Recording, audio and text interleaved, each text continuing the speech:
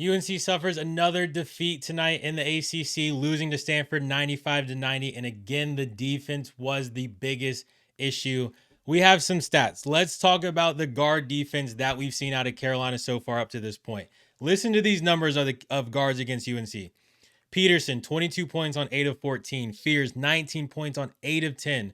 Boopy Miller, 27 points, 10 of 13. Wake Forest guards, 28 points each, 10 of 16, 10 of 18. Okori tonight goes for over 30 points, and guards are shooting over 66% from the field against UNC.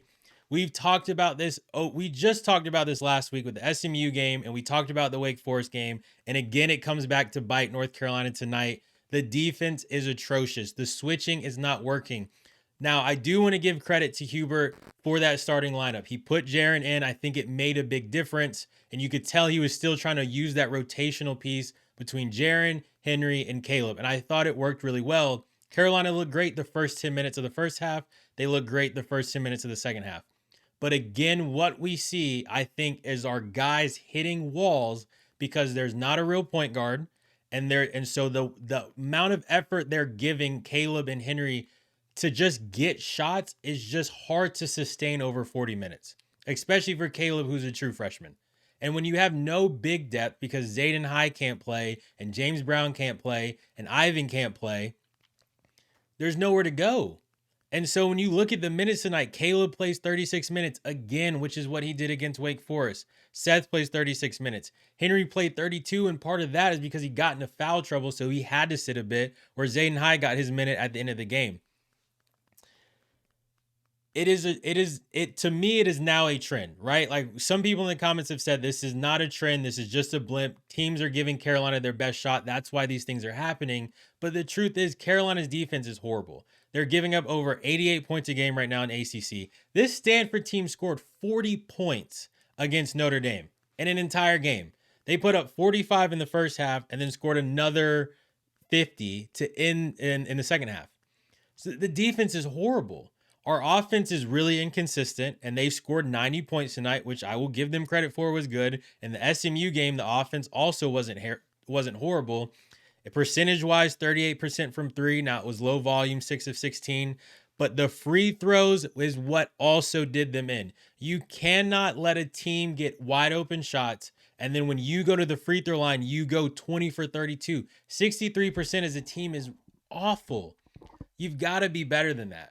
And it's for this UNC team right now to be 2-2 in the ACC with the teams that they've played is what is concerning.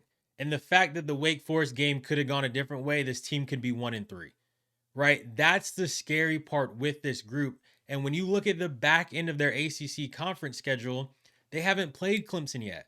They haven't played Miami yet. They haven't played Duke yet. They haven't played Louisville yet. They haven't played NC State. They haven't played Virginia. They haven't played any of these teams with even higher offensive firepower than what we've seen out of Stanford and what we've seen out of SMU. We just watched NC State put up, a $120 on Florida State, which was a close game for us and a close game for Duke.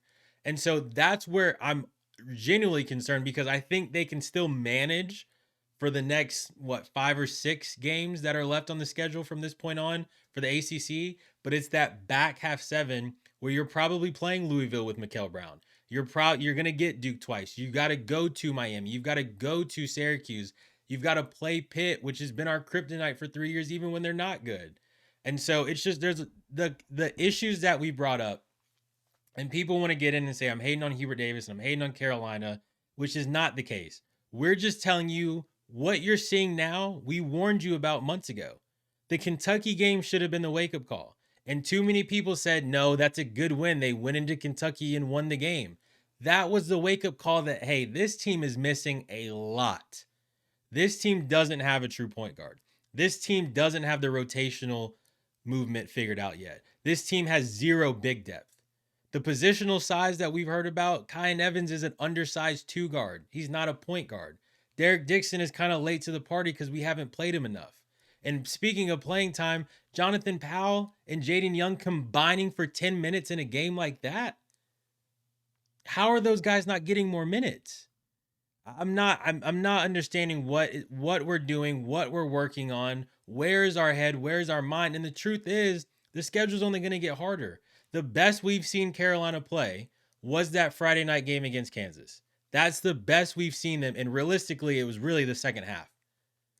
Asking Caleb to play his style of basketball for 40 minutes is too much. Asking Henry to play his style of basketball for 40 minutes is too much.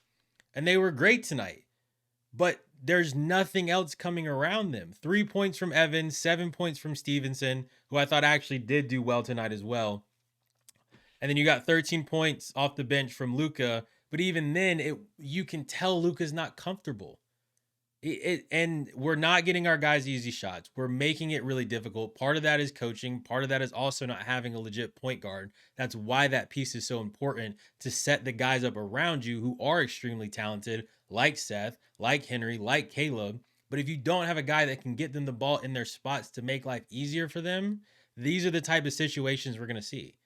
And I think some people have kind of said, oh, they're playing late. Like Caleb looks a little lazy on defense. You're asking an 18-year-old to play 40 minutes a night against every team that's banging him inside. The ACC is more physical than what we saw in the non-con. We didn't prepare these guys for these games. Michigan State was a good prep.